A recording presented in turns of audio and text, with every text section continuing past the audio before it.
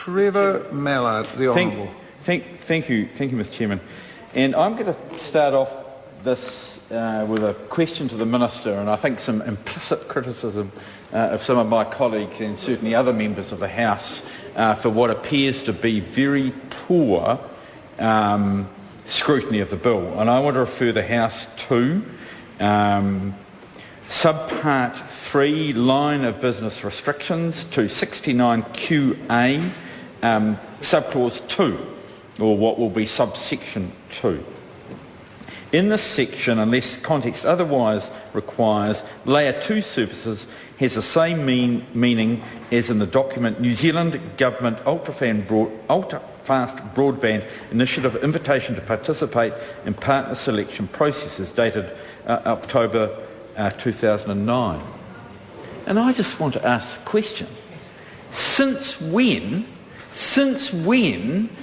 do regulations, do definitions of this Parliament, which should be in a bill, be in some invitation to tender document? We are writing the law of New Zealand, and we are being asked to refer to a damn tender document that was put out in 2009 that defines where Layer 2 services are. Mr. Chairman, this is, on occasions we do dirty things and give powers to the Minister to regulate, to set areas, but Mr. Speaker, Mr. Chairman, what this thing does, it goes beyond that. It is absolutely constitutionally outrageous that what we are doing is we are setting up a definition on the basis of which people can be fined tens of millions of dollars, and it should be hundreds of millions of dollars, but they can be fined tens of millions of dollars, and we're not even putting the damn definition which they could breach into the law. We're saying go look in the library for a contract request that the Minister put out in 2009. Well, Mr. Speaker, it's just not good enough. It is just not good enough that the Parliament of New Zealand is being requested to act in this way. This is not MediaWorks anymore, Mr. Chairman. This is not MediaWorks about to go broke, and the government's about to lose its money, Mr. Chairman. And Mr. Chairman, this is the Parliament of New Zealand. The person who is sitting in that chair is a Minister of the Crown. I ask Heather Roy, I know that the ACT Party is splitting all over the place on this legislation, and one might say more generally too, but I want to be kind to her, so I won't say more generally too. But I want to say, what does the Minister in charge of regulatory reform, her friend and colleague, Rodney Hyde, say about this? I don't hear a word. Not a word from Rodney Hyde. Not a word from Rodney Hyde about a regulation being set up. It's going to be really interesting what the Regulations Review Committee says of this. Does that document, for example, Minister, have to be referred to the Regulations Review Committee? It is clearly a regulation. It's a weirdly set up one. It has not been properly through a process. I don't know whether the Governor-General in Council has in fact approved this, and the Minister might even, by nodding or shaking his head, indicate whether this document has been properly approved as a regulation through Council. But the idea that you incorporate into the law of New Zealand some scrap of paper that the Minister signed in October 2009 and say that people can be fined $10 million if they don't comply with it, but it's not here. Well, again, I asked the Māori Party. There's been a lot of debate about incorporating the Treaty of Waitangi into legislation. It's been a decision, I think, quite properly not to, because of the way that it could be demeaned. But under that law, people are not fined, under that treaty, people are not fined directly as they can be under this one. Mr. Chairman, I'd now like to talk to the variations too, Mr. Chairman. Honourable Trevor Mr. Mallard. Chairman, the variations to and removals from the register and the question of the 6 months period and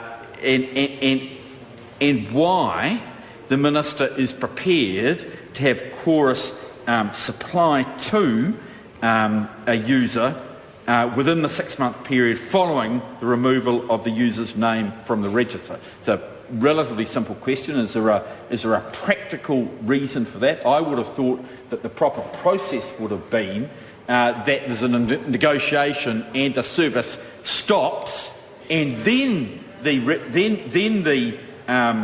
user's name is removed from the register. Now that is the normal practice. Again, is a question of where this register sits. What is the status of this register? Are there appeals? Do people have to go to the High Court to determine whether someone's name should be on the register or not, or is there another process for working that through? The next question, Mr. Chairman, and I want to say that on this one I will compliment the Minister. There appears to be at least some process around it. He made by notice in the Gazette, and I don't know the practice of the current government, but the practice of the previous government is, except if there were trivial matters to be gazetted, used to have a cabinet process around them, and under Section 69N, or new Section 69N, it's buried in some clause or another, which I find it relatively hard to follow because of the way the bill is currently drafted. But under Section 69N, the Minister may grant exemption from the application of a subpart.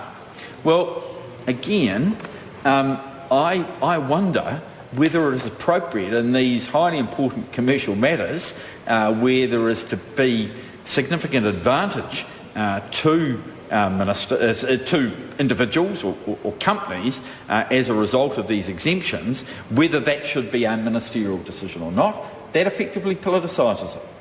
And my question is whether, in fact, these decisions should be bureaucratic decisions that are taken independent from ministers, because I think from time to time ministers are criticised, sometimes rightly and sometimes wrongly, for being too close to particular players in these fields. And therefore, if the decision is a question of whether the decision could be made independently, whether as part of the Commission or even a designated bureaucrat within the Ministry for Economic Development should be the person.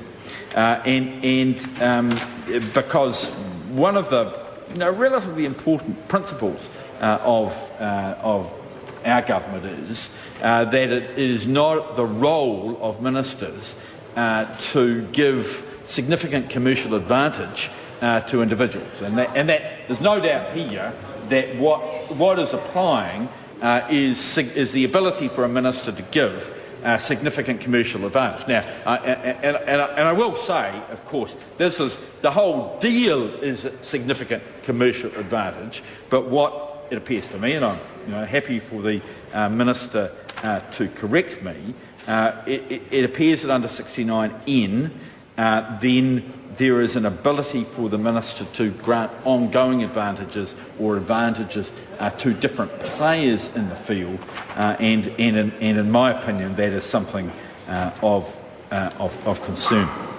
There's the question of shared assets, Mr. Chairman, and I mean one of the very real questions is where is the profit? Where is the best place for profit to be when that separation has occurred? And I take on board the point that Claire Curran has made that there are 3 levels. There should be 3 levels. In fact, there are now only 2. But there is room for quite an important interplay between where the costs sit between Telecom and Chorus when that separation occurs. And a big part of that, Mr. Chairman, is around the shared services, which are referred to, or shared assets and shared services referred to in Section 69C of the legislation, Mr. Chairman. Mr. Chairman? No, Chairman? you've had your full Have I? calls. Oh, sorry. Sam Lotoinga. I move that the question be now put. I will put the question. The question is that the question be now put. Those of that point of order, Honourable Trevor Mallard.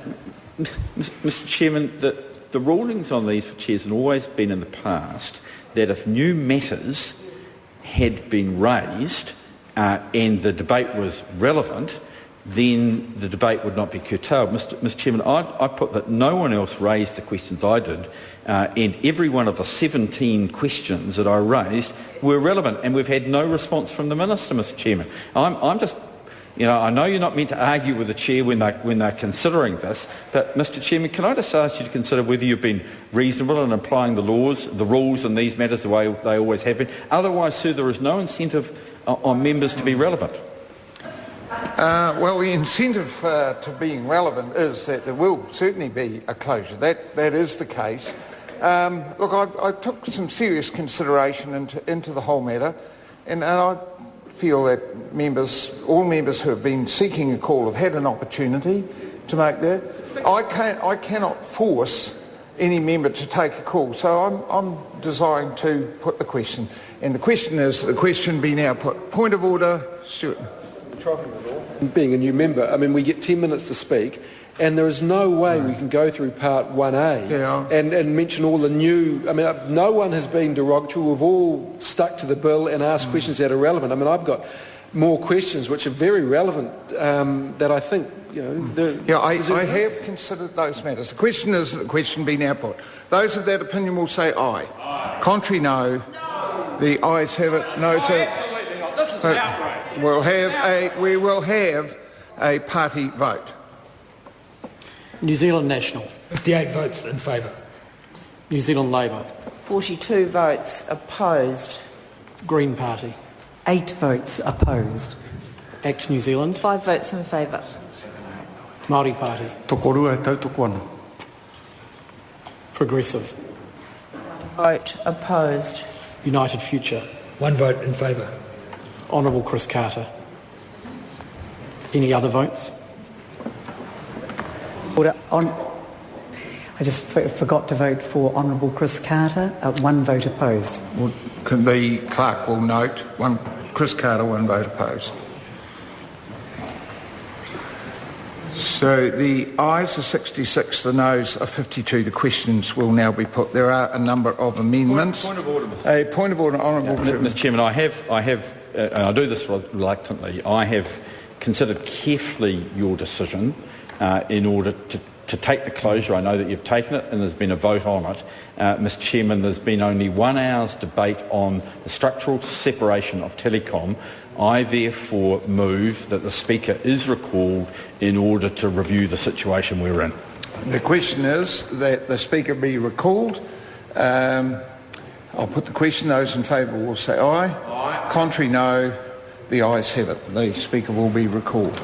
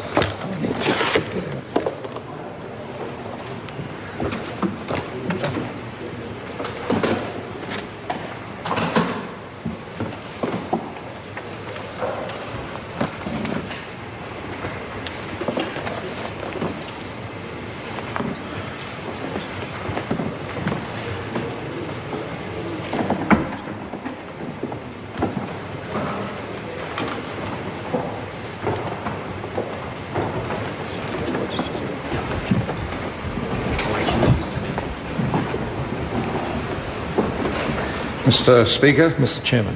Mr. Speaker, you have been recalled at the request of a motion in the House and the committee as a whole, because principally I took a closure.